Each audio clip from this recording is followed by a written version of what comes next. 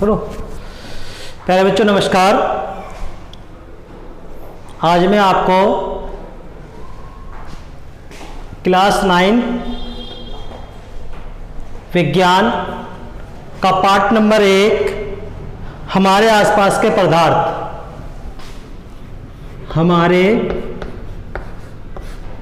आस पास के पदार्थ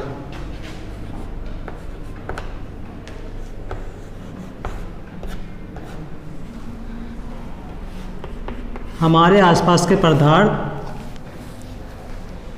के विषय में जानकारी दूंगा। ध्यान से सुने बच्चों। पहले तो एक हल्की सी आपको जानकारी देना चाहता हूं। अभी तक जब आप 8वीं क्लास तक थे तो आपके समक्ष जो विज्ञान की किताब होती थी उसमें होता तो सब कुछ था, भौतिक विज्ञान भी, जीव विज्ञान भी, रसायन विज्ञान भी। लेकिन कभी आपको ये नहीं कहा गया कि रसायन विज्ञान की अलग कॉपी बनानी है, भौतिक विज्ञान की अलग कॉपी बनानी है या जीव विज्ञान की अलग कॉपी बनानी है। लेकिन जैसे ही आप 9th क्लास में आ जाते हो तो आपका विज्ञान 3 भागों में बढ़ जाता है। पहला, आपकी किताब के अनुसार रसायन विज्ञान है, उसके बाद जीव विज्ञान है और तीसरे नंबर पर आपका भौतिक विज्ञान। ठीक है, तो शुरू के कुछ पार्ट तो आपके हैं रसायन विज्ञान के, फिर कुछ पार्ट हैं आपके जीव विज्ञान के और फिर कुछ पार्ट है आपके भौतिक विज्ञान के।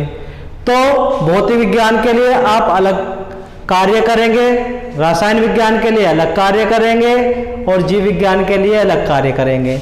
जीव विज्ञान के लिए आपको 1 साइड पेज वाली कॉपी बनानी होती है और भौतिक विज्ञान और रसायन विज्ञान के लिए आप अपना वही फेर रजिस्टर बना सकते हैं। एक ही रजिस्टर बना ले भौतिक विज्ञान और रसायन विज्ञान का, उसके 2 भाग कर ले। पहले भाग में आप रसायन विज्ञान कर लीजिए और दूसरे भाग में आप कर लीजिए भौतिक विज्ञान। तो ये जो पहला पार्ट है आपका रसायन विज्ञान से संबंधित है, तो ध्यान से समझे।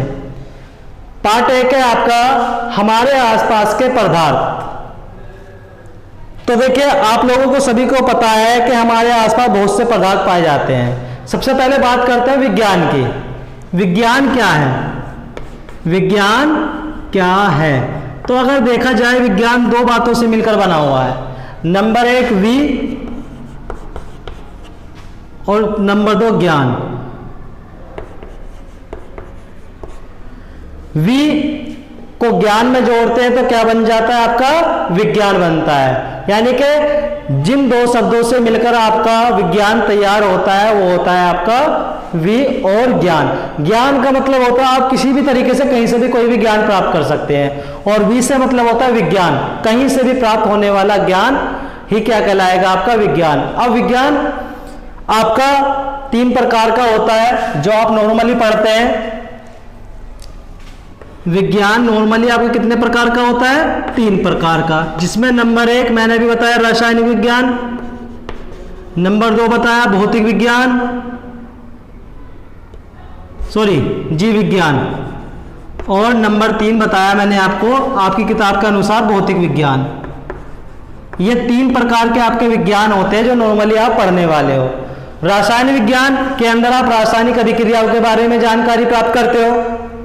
भौतिक विज्ञान जीव विज्ञान में आप जीवों से संबंधित, पेड़ पौधों से संबंधित या अपने पर्यावरण से संबंधित जानकारी प्राप्त करते हो।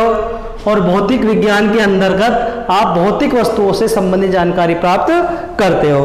तो चलिए आइए हम बात करते हैं पार्ट नंबर 1 हमारे आसपास के पदार्थ। तो बच्चों, आप लोग अपने आसपास में बहुत सारी वस्तुओं को देखते होंगे। जैसे मैं अपने पास ही लेने लगूं, मेरे आगे डेस्क रखी हुई है, साइड में कुर्सी रखी हुई है, उसके बाद सामने पंखा लगा हुआ है छत में, सामने बोर्ड है, हाथ में चौक है या कैमरा लगा हुआ है। ये सब क्या है? हमारे आसपास पाई जाने वाली वस्तुएं हैं जो मेरे पास है। वैसे ही आपके पास में बहुत सारी वस्तुएं होंगी। उन वस्तुओं का आज हम एक समूह बना रहे हैं। जैसे मेरे पास क्या क्या दिखाई दे रहा है मुझे? मेरे पास वस्तुएं हैं। पहले मेरे हाथ में है चौक, नंबर 1 क्या है? चौक। उसके बाद डस्टर, इसके बाद मेरे पास क्या है? बुक यानी किताब, फिर क्या है मेरे पास में, कुर्सी। उसके बाद क्या है, जिसके द्वारा मैं पढ़ा रहा हूं, मोबाइल। और क्या है, पंखा, कैमरा,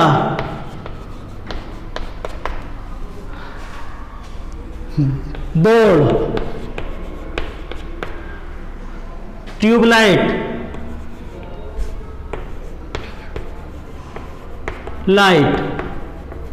ऐसे ही मेरे पास में बहुत सारी वस्तुएं हैं जो मैं अपने आसपास देख रहा हूं। तो जो हमारे आसपास में वस्तुएं दिखाई देती हैं, चाहे तो वो आपकी द्रव्यावस्था में, चाहे आपकी ठोस अवस्था में, चाहे आपकी गैस अवस्था में, वो सभी वस्तुएं क्या कहलाती हैं, आपकी पदार्थ कहलाती हैं।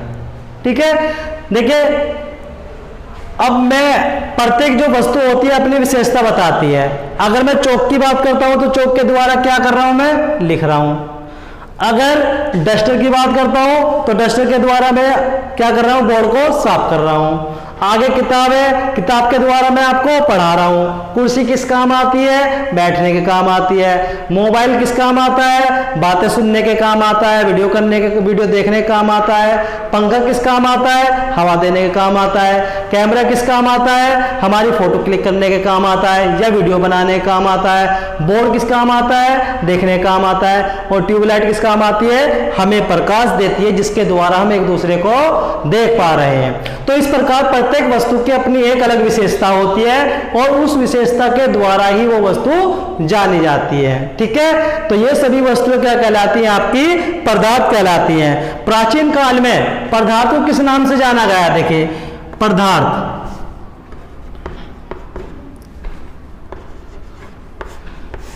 प्राचीन काल में जो दार्शनिक थे, जो विशेषज्ञ थे, उन्होंने ये बात कही थी कि जो प्रकृति के अंदर पाए जाने वाला पदार्थ है या वस्तुएं हैं, वो तीन चार इन चीजों से मिलकर बनी हुई है। वायु, जल, अग्नि, पृथ्वी, आकाश। इस तरीके की वस्तुओं जो हमारे पृथ्वी के ऊपर मतलब वायुमंडल में पाई जाती हैं, वो वस्तुएं इन पदार्थों से मिलकर बनी हुई हैं। ये नहीं कह सकते कि प्रत्येक पदार्थ के अंदर ये सारे के सारे क्रियाएं विद्यमान होंगी। कुछ वस्तुएं वायु जल से मिलकर बनी होंगी, कुछ वायु जल से बनी होंगी, कुछ पृथ्वी आकाश से बनी होंगी। इस प्रकार से जो पृथ्वी के ऊपर विद्यमान वस्तुएं हैं वो किसी न किसी पदार्थ के द्वारा बनी हुई हैं। लेकिन जो आधुनिक वैज्ञानिक हैं, उन्होंने इस बात को नकारा कि ऐसा नहीं है कि वस्तुएं इस प्रकार से बनी हुई हैं। तो आधुनिक वैज्ञानिक क्या कहते हैं, आधुनिक वैज्ञानिक कहते हैं जो पदार्थ होता है आपका, वो केवल दो गुणों के आधार पर पहचाना जाता है। नंबर एक, भौतिक गुण। नंबर दो, रासायनिक गुण। इन दो गुणों के आधार पर आपका पदार्थ पहचाना जाता है। या तो किसी भी पदार्थ के अंदर भौतिक गुण विद्यमान होते हैं या किसी भी पदार्थ के अंदर रासायनिक गुण विद्यमान होते हैं।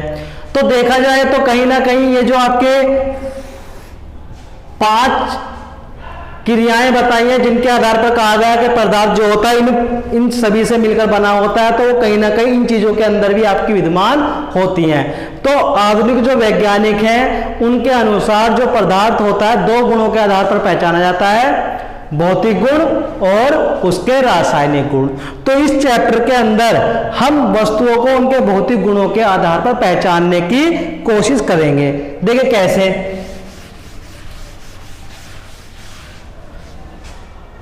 अब अगर हम बात करते हैं इनमें से किसी को भी ले लें, मान लिया हमने कुर्सी ले ली।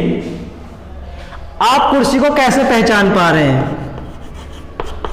जिस स्थान पर कुर्सी रखी हुई है, तो आप क्या देख रहे हैं, जिस स्थान पर कुर्सी रखी है तो उस स्थान पर कुर्सी तो रखी है, या आप स्वयं खड़े हो जाओगे वहां पर जाकर? नहीं खड़े हो सकते ना। अगर खड़े होगे तो कुर्सी के ऊपर खड़े होगे, ठीक है, या कुर्सी के जो नीचे स्थान बचा हुआ उसमें आप कोई सामान रख सकते हो। अदरवाइज जिस स्थान पर कुर्सी रखी हुई है आप उस स्थान पर खड़े नहीं हो सकते। तो इससे क्या मतलब निकलता है कि ये क्या कर रही है, स्थान घेर रही है। स्थान घेर रही है। साथ ही स्थान तो घेर रही है। अब ऐसा तो नहीं है कि स्थान तो घेर रही है लेकिन इसके अंदर कोई वजन नहीं है या कोई भार नहीं है, तो एक तो ये स्थान घेर रही है, दूसरा क्या इसके अंदर क्या है, भार है या नहीं है भार। किसी भी वस्तु को ले लो, इनमें से कोई भी वस्तु ले लो, अपनी जितना इनका वजूद है उस वजूद के अंदर अपना भार रखते हैं। ये कह सकते हैं कोई भारी है कोई हल्का है, वो मैंने आपको बता दी, प्रत्येक वस्तु उसके गुणों के आधार पर पहचानी जाती है। तो अगर स्थान घेर रही है और वस्तु के अंदर भार है तो इससे क्या सिद्ध हो रहा, पृथ्वी के ऊपर यदि कोई भी पदार्थ है तो सबसे पहले वो स्थान घेरता है और स्थान घेरने के साथ साथ क्या करता है, उसके अंदर भार होता है। तो वह कोई भी वस्तु जिसके अंदर भार होता है और जो वस्तु स्थान घेरती है वे सभी वस्तुएं क्या कहलाती हैं, आपकी पदार्थ कहलाती हैं। आई बात समझ में? तो क्या लिख सकते हैं परिभाषा पदार्थ की? पदार्थ की परिभाषा क्या लिखेंगे? वह वस्तु जो स्थान घेरती है, स्थान घेरती है, जिसमें भार होता है, ठीक है बच्चों, पदार्थ कहलाती है।